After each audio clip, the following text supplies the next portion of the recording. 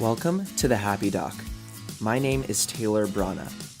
In this podcast and related website, thehappydoc.com, the goals are to inspire, develop knowledge, and provide tools to enhance your creativity, joy, and success as a health professional.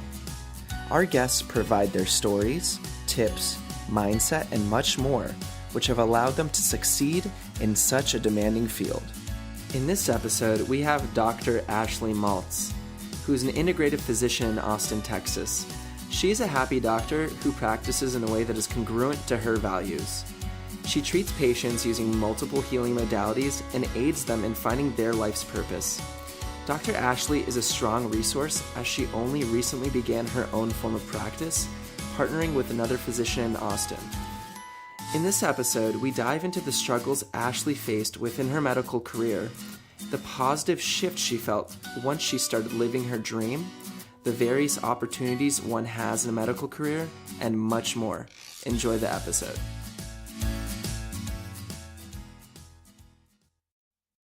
Ashley, could you please introduce yourself? Hi, yes. I am an integrative medicine physician in Austin, Texas. And I practice at a small boutique practice in downtown Austin. I also do Medicare home visits that are preventive in nature for a Medicare population. Amazing. Well, it's great to have you. And I had asked you prior to this conversation if you would consider yourself a happy doctor, and you said yes. So one question I have is, what were some of the challenges you might have faced along your path in medicine? So there have been many. I'm not one of those people that knew from a very young age that they wanted to be a doctor and it was the only thing they could ever imagine doing. I'm more of a psychologist at heart and a nutritionist and a spiritual person. So I always had this vision of bringing all of that into my practice. Unfortunately, though, through residency and through, even in medical school, you don't get a whole lot of time to do those things and focus on them. And then bringing it into clinic, which I, took a job for 2 years after my fellowship, and just trying to bring it all into the clinic and see so many patients, and it just became a little too much for my system. So I decided to leave the insurance system and kind of carve a path of my own. Sure. And what conflicts did you have along the way? I'm sure you had heard maybe it wasn't possible to, open up your own clinic. I'm sure they said it wasn't possible for you to, stay away from the insurance system. It maybe you were getting feedback that you just needed to, stay in and do what you were doing. Did you get any of that resistance? Yeah, I got a little bit, but I think most people have known that I'm a little bit different. Okay. Most people were pretty supportive. I did have a few conversations with an acupuncturist that I used to work in an integrative medicine center at an academic center, and we would sit and just chat about it. And she would always talk about, yeah, it's just so hard in private practice. You have to go out and get your own patients, and I was like, oh yeah, but I feel like that part of it is kind of fun and exciting. Like you're interacting with people, you're getting to know new people. Networking I'm a social butterfly. I've always been pretty good at networking. So those kinds of things excite me. The business aspect of being an entrepreneur or leaving the system and, learning all the tax codes and the business side is tough. I'm still, I've only been doing this for about a year, so I'm still learning, and it's a constant process. Mm-hmm. So definitely. Yeah, but I think most people were supportive. Fortunately, I feel like I've had quite a few people ahead of me who've paved the way for what I'm already doing, and I joined one in Austin. I didn't actually start my practice from the ground up. So that was helpful. Sure. So let's give a scenario here. Let's say there's a physician who maybe feels like they're in a similar position as you. You know, they're practicing. They enjoy the patient care, but they're kind of getting a little bit upset with the paperwork, and they think they want to maybe carve a specific path for themselves.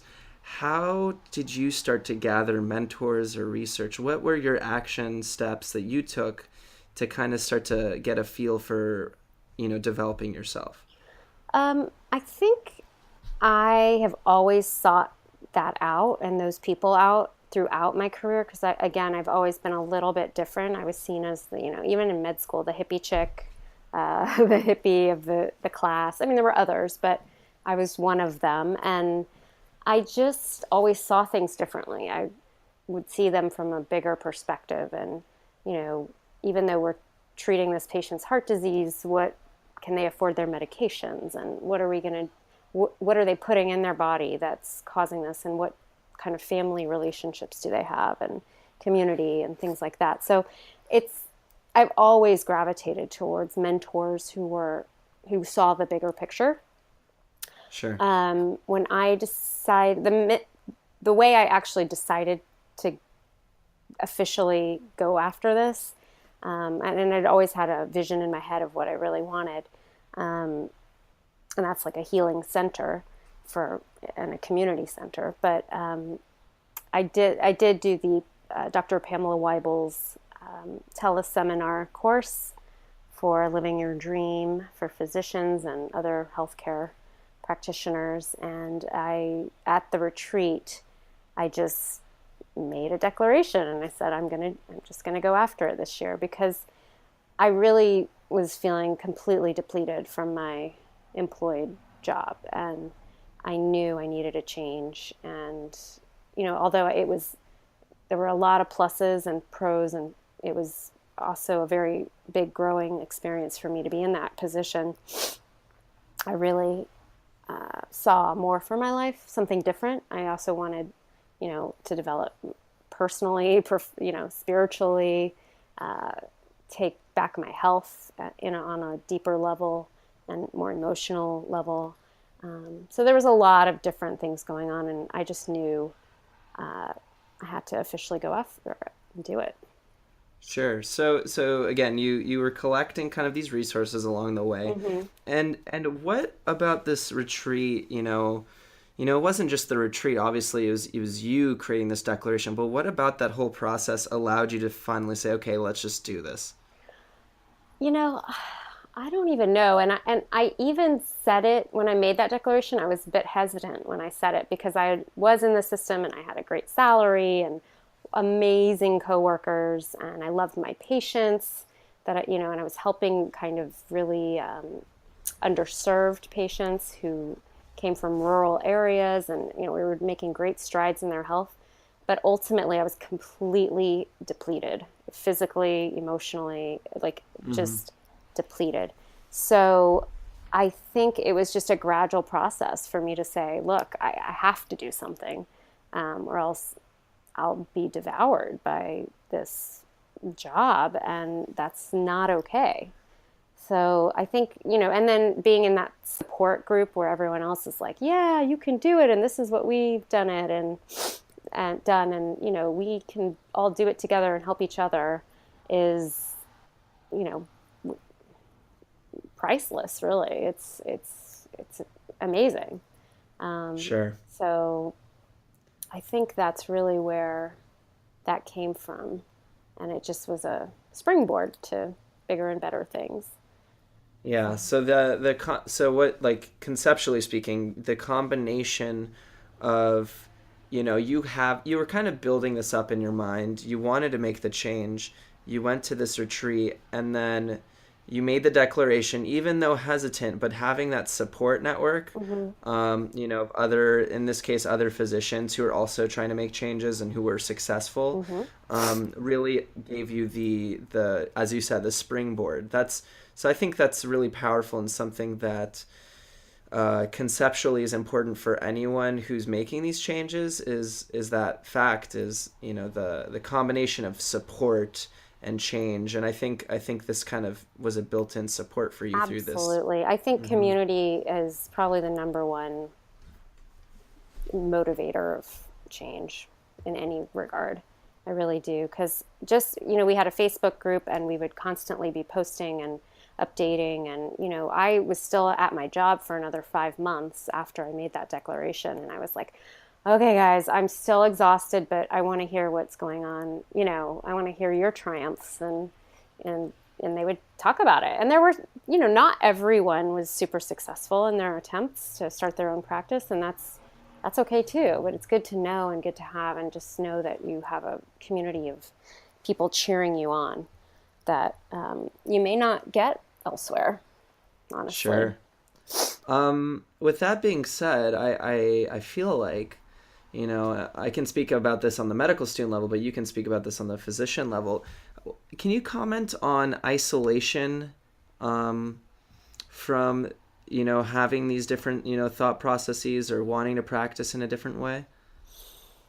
Um, I've always been kind of a social butterfly and a Sure. super networker, and I've always sought out people who inspired me and were a bit different and maybe taking on the system in some way. Or so I never fully felt so isolated. I guess I would also envy or look at other people who are working in, an academic center and doing great, amazing work, training, med students and residents and for the future, and doing it kind of in the traditional way, and their love and their zest for their jobs. And I would envy that, because I was a little different, and I just never, I liked it, but it wasn't my life, and I couldn't um, sustain what was called, what was asked of me. I couldn't perform at that level when I just felt depleted all the time. So Sure. um, I don't know if it was isolation so much, although I did spend a lot of time by myself doing notes at home, like all the time, and that was part of the problem. So it was like this constant conflict. Like I've always been a bit of a loner in a way. Like I'm very social, but I need to be alone quite a bit. So Sure. um, I don't know if isolation is a bad thing for me. I kind of am okay with it to a Mm-hmm. certain extent. Mm-hmm. How did this process replete you? How did this kind of shift in starting to work on these projects that you're much more, it sounds like, passionate about? How did that change happen? What did it feel like? Wow. So I remember when I signed the contract and decided that I was joining my, you know, colleague in her practice. And I actually started crying. I was so excited because this was like a lifelong, or not lifelong, but half of my lifelong dream to kind of be out on my own, doing my own thing, and not be told how many patients to see and in what time frame, and how to write a note, and how all of these things. So it was really exciting. And then I remember writing my first note that was not attached to insurance, and it felt so liberating.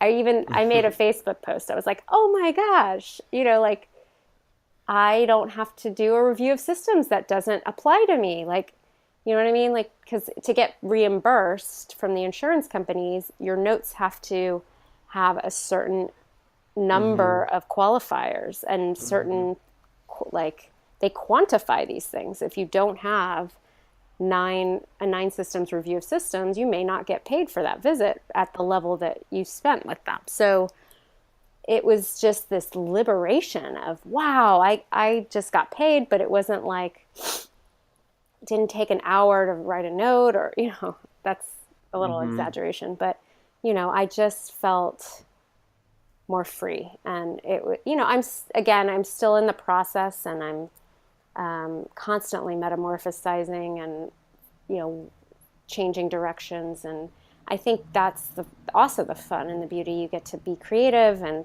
think about what you want to offer and what you love. And instead of, you know, I was seeing colds and flus, and I don't love that stuff. That's not my favorite thing in the world, Sure. you know. So you can kind of tailor what you want to offer and just come up with programs and things to do, and it's just fun in that way. Sure. So it kind of sounds like in some ways it's daunting in a way that you do have complete free reign, but really you're just kind of working and figuring out what it is that you love. And it's like a process, an ongoing process as you described. Yes, very much so. Because, you know, some days I feel like I want to offer a package and, you know, throw in all these things. And I have offered that, you know, and then some days I'm like, nah, you know, I kind of just want to see them fee for service, like one, you know, as we go. And you can do whatever you want. And then as long as you're ethical about it, obviously, you don't want to be, you know, doing anything that's not kosher. Sure, sure. And what would you comment on the quality of the physician-patient interaction, so to speak, as you've kind of developed this process in your way? I've always loved just interacting with my patients. I've never really had a problem with creating a warm, safe environment for them. That's part of who I am. I will say going to a cash-based practice does change the dynamic quite a bit. And because people are paying cash, they want, you know, they want like top dollar service. So it's a little bit, I at least in my mind, that's how I feel like they want, you know, and I could be projecting my beliefs on them, but they want a higher level service. So, you know, you try to go above and beyond. Not that I wasn't before, but I just had so many more patients and was kind of overwhelmed. So many more responsibilities. So, I mean, I think still the one-on-one interactions are similar, but it's this like, okay, well, I should get what I want kind of thing. But I got that a little bit in my old practice too. So I don't know if it changed that much. I do get to spend more time with patients, that's for sure. Sure. Yeah. Has it changed the quality of the experience for the patients? I don't really know. I don't think so. Everyone seems to be happy, and if they're not, I would hope they'd tell me, and we can all learn and grow together. Sure. My old patients seemed pretty happy as well.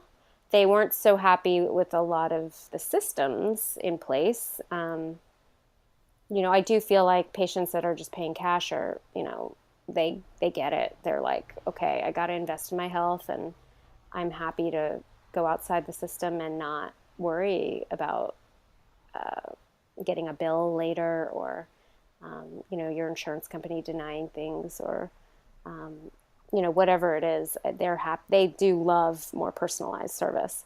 I don't know. I don't know if I'm answering the question right, but I think you did. okay. Yeah. No, yeah, and I just wanted to see if there is this change in experience. It sounds like, I guess it sounds like the patients you see are probably more generally motivated by the fact that they want to pay for their health. Right. I guess would be the biggest change. Yeah. And have the means. So And have the I was seeing means. quite an underserved population I was living in New Mexico. So it was very diverse, but it was also skewed towards Medicare and Medicaid. And it was interesting. It was definitely interesting. I learned a lot in that experience and had some miraculous results, which was very rewarding. But again, I was at home doing my notes all weekend and every night, and it just wasn't compatible with a work-life balance that I wanted for my life. Sure, absolutely.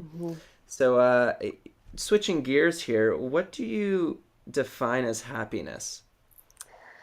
Ooh, that's a good question. I think it's a personal feeling of I guess, joy and satisfaction with your life in general. Um, Hmm. Obviously, not every moment is going to be like, woo, I'm on top of the world. But I think just an overall acceptance of life and like being having more positive moments than negative, and going on a path that you create and you want to continue pursuing. Sure. Um, how would you let's say a physician or someone else in the health profession had reached out to you and they're okay, they're doing well, but they're not as passionate in the work as they'd like to. What would you recommend to them in terms of either resources or actions that they could take to start making a change? So this happens quite frequently, actually. I wrote an article on Kevin MD quite a while back, like at least 9 months ago, and some people saw it and wrote to me, and asking for what were their next steps, and I generally refer them back to Pamela Weibel for the retreat, because I think just having that community is probably the most important thing. And there's, real, ways to actually, I had never seen a business plan until I went to the retreat, and one of the teachers, Ann Cordham, had put together a business plan for her business, her practice. So she shared it with us. And I was like, oh, this is what it is. Like, I had never, so it's very practically oriented, and also emotionally and support oriented. So that's what I tend to do. I also just think I encourage people to set boundaries at work. That's probably one of the hardest things that physicians have have a hard time doing. I find, because most of us are, we're heart centered, and we want to give everything we've got, and we take an oath to give everything we have to our patients. And setting that boundary of for personal reasons is not so doesn't come so easily for us, to say no. I'm not going to work an extra shift, and I'm not going to take on that research paper, and I'm not going to see more patients, and and actually I want to see fewer patients and have better outcomes with them. So I really do advocate for them to go after what they want. If it is more money, great, go for more money. If it's more time at home, take it, go to 4 days a week or 3 days a week, work part-time, whatever it is for that person. If it's quitting and starting your own practice, great. If not, whatever it is. I really think it's important for people to really go inside and figure out what it is that they want, and not Sure. just keep spinning their wheels and complaining, because that gets us nowhere. Sure. And I do think that, as a medical student, for example, I can tell you personally that I had been exploring the various options, but I always thought that there was only, and this is something that we're taught, Mm-hmm. is there's only a very linear path to kind of going through this process. Mm-hmm. And so I don't think we're necessarily exposed to, developing your own business, Right. or what are the options within practice. It's definitely medical school, residency, intern-year residency, attending level, and then work within a system. And then even if you describe private practice, there's also this rhetoric of oh, they're selling out or something. Right. I've heard that before. So what are your thoughts and comments on something like that? Yeah. So I totally understand that. I mean, we all had our blinders on, and we just kept going and getting through and doing whatever we could to get through, right? And try to enjoy the process along the way. I will, with the caveat, say that med school was one of my most favorite times of my life. So I really loved med school and blossomed in so many ways. Um, I also was really lucky to have some family friends who were, or at least one family friend who was a big cheerleader of mine and who encouraged me to go through it, even if I didn't know how I wanted to practice or do, what field I wanted to be in, or, but, I remember him saying, he's a physician, and he was like, Ashley, you could write a book and sell it, and people will buy it because you're a physician. Don't worry about it right now. Just kind of do your thing and find what interests you and do it and get through it. And so that was like a spark in my, I was very lucky to have that person just, constantly cheering me on, and my parents obviously doing the same thing. But I think that it wasn't until, I guess, middle of med school and even the end of residency that I saw there were other paths. And part of that is because I did a combined residency of internal and preventive medicine. So the preventive medicine path is health policy, it's prevention of cancer and screenings, and it's all kinds of things, working in travel medicine or aerospace medicine or occupational medicine. So I saw that there were all these other paths, and I was also involved in the American College of Preventive Medicine, which has quite a bit of a military presence, because preventive medicine has been used in the military since it was initiated. And, so that was one other avenue. I was like, oh, wow, I could do all this other stuff. I could sit at a desk and not see patients if I wanted to. Yeah. I could work in public health. I could create policy. There's so many different things. And then another avenue was the integrative medicine, which was really more what was in my heart and what I loved.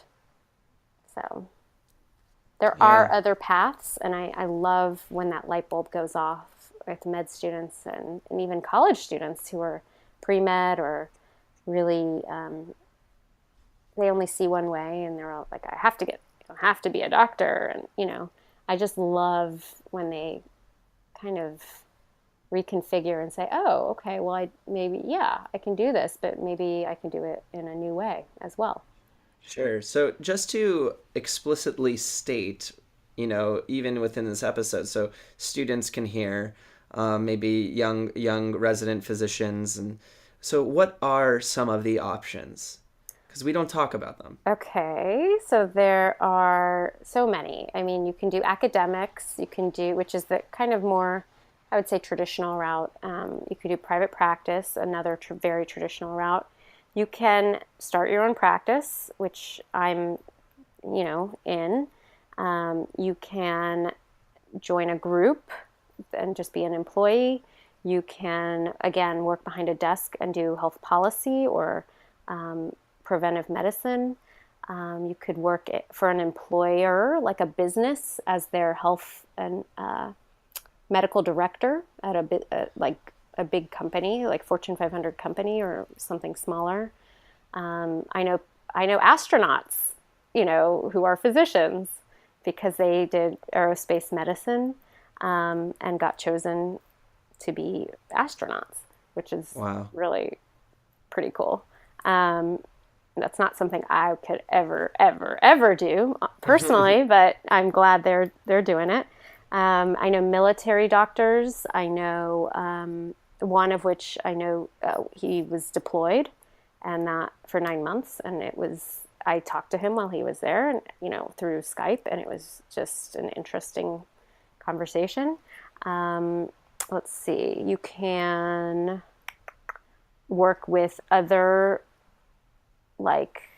practitioners. You can work I know one doctor in Chicago who started his own practice of lifestyle medicine, and that he's a chef as well. So he teaches patients how to cook, healthfully. He also has a physical therapist at his practice, and there's a whole gym like for them to Yeah. use.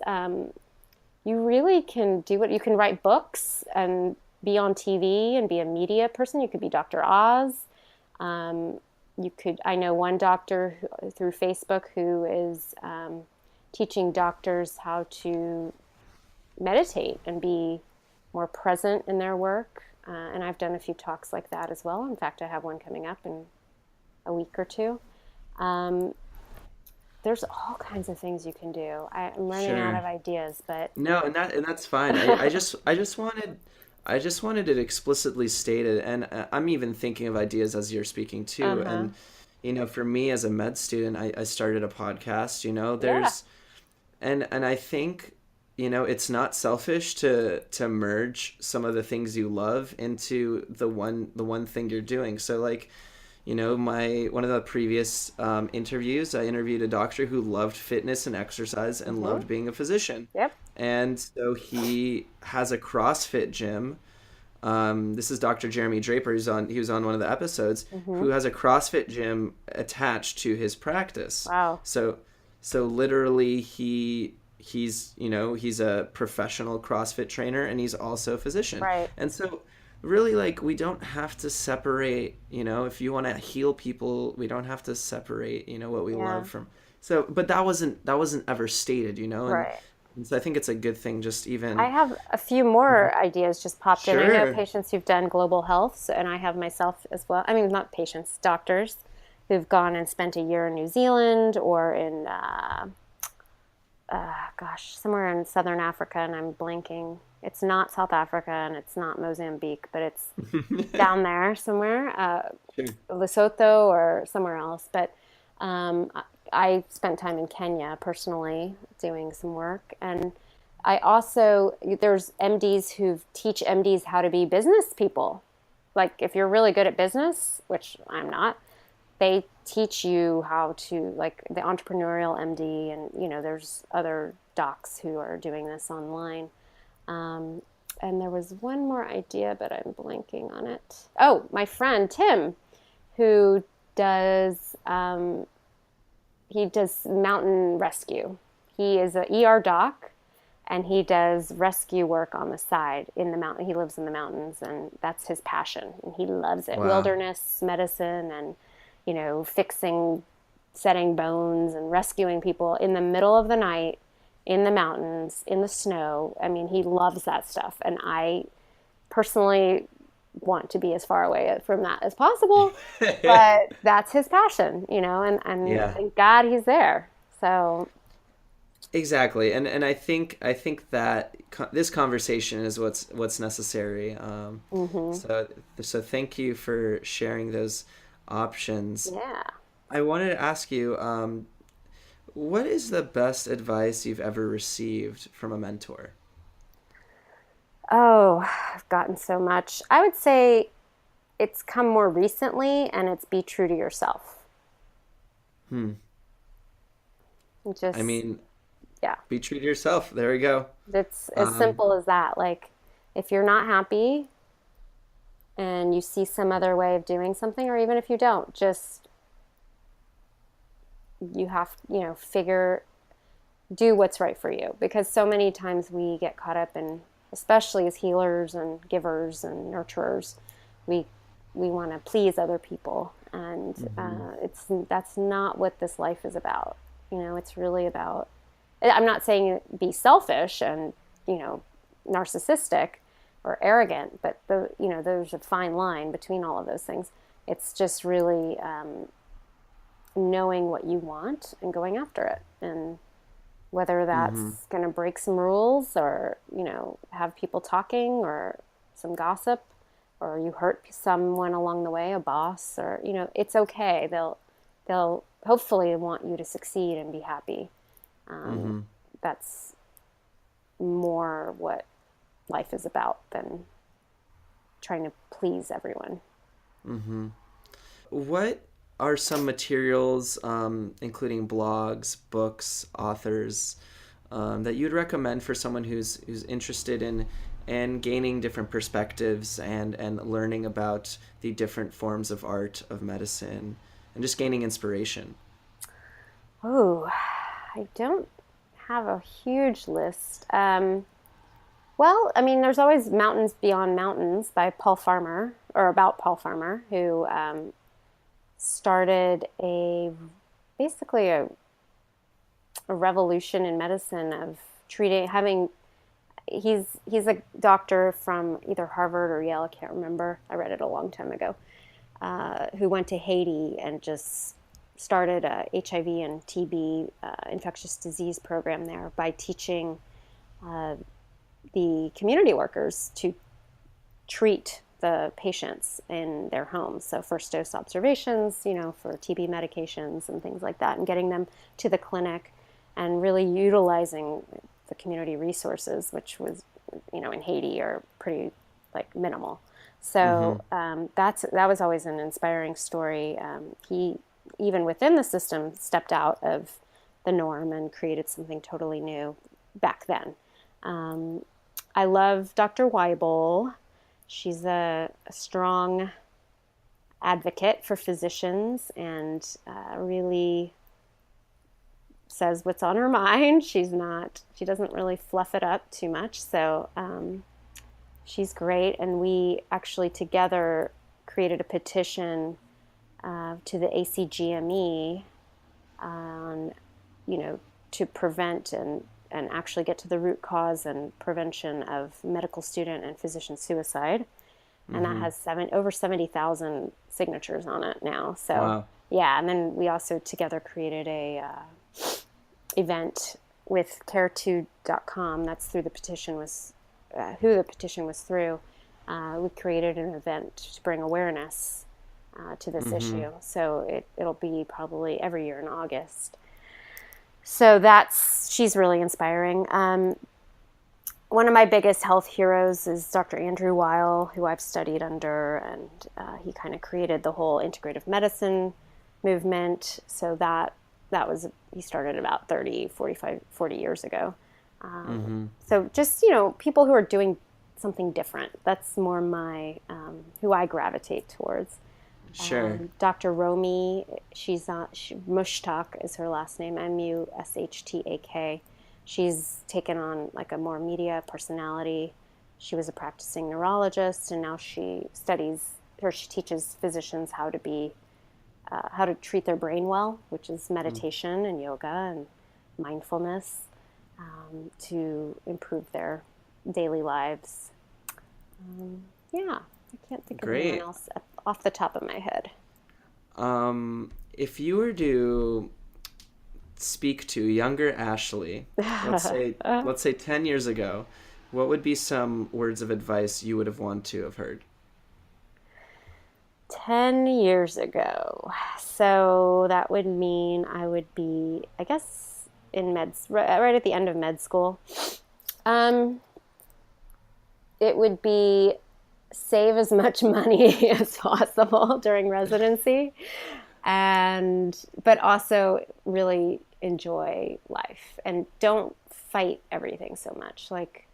I had a good friend, he's a physician as well, and he'd already been through residency, and he told me, Ashley, don't, just allow it, just let it happen, don't fight it. And I resisted it so much, so it was much more of a painful experience for me, I think, than others. But just be yourself, do your thing, be happy. There's so many, be true to yourself, and really pay off those loans. Sure. Yeah. They come back to bite you, huh? Oh yeah, and I mean, yeah, they're just another thing you have to worry about. But yeah, so that's understandable.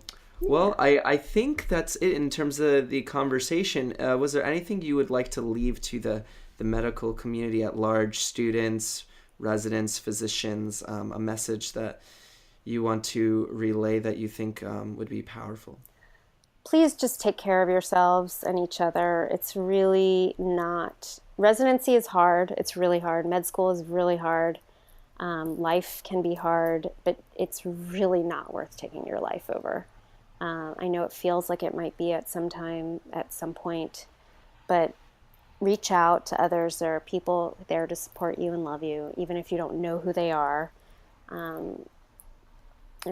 Help is really just a phone call away. So that's my main message. And Sure. really go after what you want. Bring joy into whatever you do. Sure. And actually, that reminded me. Are there any thoughts you have in terms of the current medical culture and solutions that we can start to provide on a personal level to really make effective change and to kind of change the maybe negative environment that we currently have within the medical system? Well, that's what the petition was really rallying for. I think it's hard. Change is slow, and things are changing. I think, with the protection of, 80-hour work week for residents and no longer than a 16-hour shift for interns. That's improvement. I think we still have a very macho view of ourselves in terms of, we can do anything and we can, most of us can, and it's pretty amazing. But I think we just really need to be kind and just acknowledge that not everyone is the same, and we learn differently, and we have different strengths and weaknesses, and be passionate about your hobbies. Like, everyone in my medical school was super passionate about their hobbies, and everyone just seemed a lot happier that way. Sure. In fact, I was really jealous of everyone else's hobbies and their talents, but I think just acknowledging that there are issues within the system, and working together to really create a more holistic, happier workplace. And I think it starts with the individual. I think we all have to do our own work for it to change externally. Mm-hmm. So. Sure. So we need to, if we're not happy internally, it kind of makes it hard to work on the external forces, so to speak. Exactly. Mm-hmm. So do your work. You've done a great job with academics, and you can do it. You know that. But we all have emotional needs, and I think often they get denied, and it festers, and then we become unhappy, bitter people, taking Sure. out our fears or whatever it is on other people, and that's not okay.